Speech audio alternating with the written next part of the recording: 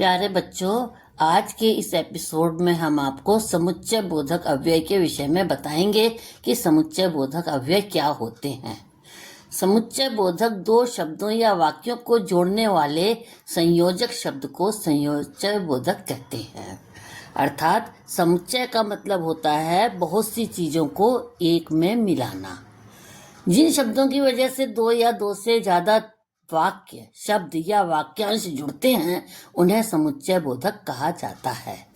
जहाँ पर तब, और, वरना, किंतु, परंतु, इसलिए, बल्कि, ताकि, क्योंकि, या, अथवा, एवं, तथा, अन्यथा आदि शब्द जुड़ते हैं वहां पर समुच्चय बोधक होता है।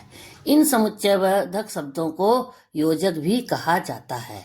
योजक का अर्थ होता है मिलाने वाला या जोड़ने वाला। कुछ शब्द जब भेद प्रकट करते हैं तब भी वह शब्दों और वाक्यांशों को जोड़ते हैं। इसे अव्यय का एक भाग माना जाता है। इसी वजह से इसे समुच्चय बोधक अव्यय भी कहा जाता है। मतलब बहुत सी चीजों को एक साथ मिला दो। अब उसका उदाहरण क्या है? राम ने खाना खाया और सो गया। अब दो वाक्य हैं, राम ने खाना खाया, सो गया। इन दोनों वाक्यों को और से मिलाया है तो और जो है वो वाक्य को मिलाने वाला है, इसलिए वो समुच्चय बोधक है। उसने बहुत समझाया लेकिन किसी ने उसकी बात नहीं मानी। यहाँ लेकिन शब्द से दो वाक्यों को जोड़ा गया। अगर तुम बुलाते तो मैं जरूर आता। यहाँ पे भी दो वाक्य है, अगर बुलाते तो जरूर आता। ये शर्त प्रकट करने वाला वाक्य है, इसलिए अगर से इस वाक्य को जोड़ा गया है। नृत्य, श्रुति और गुंजन पढ़ रहे हैं। यहाँ दो लोग हैं, श्रुति और गुंजन।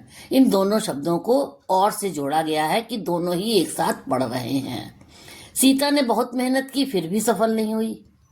ये परिणाम को व्यक्त करने वाला है, कारण बताने वाला है। जैसे सीता ने मेहनत की लेकिन फिर भी सफल नहीं हुई, तो दो वाक्यों को फिर भी शब्द से जोड़ा गया है।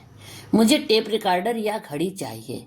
अब या तो टेप रिकॉर्डर चाहिए या घड़ी चाहिए, तो इन दोनों शब्दों को या से जोड़ा है। राम और श्याम आपस में बातें कर रहे हैं। ये दो लोग हैं, राम है और श्याम है, दोनों मिलके बात कर रहे हैं, इसलिए और से इसको जोड़ा गया है। क्या हुआ? वह धनवान है लेकिन कंजूस है। यहाँ पर भी क्या है? कारण और परिणाम। धनवान है तो क्या हुआ? लेकिन कंजूस है। लेकिन से इन दोनों वाक्यों को जोड़ दिया गया है। अब अगले भाग में हम आपको समुच्चय बोधक अव्यय के भेद बताएंगे।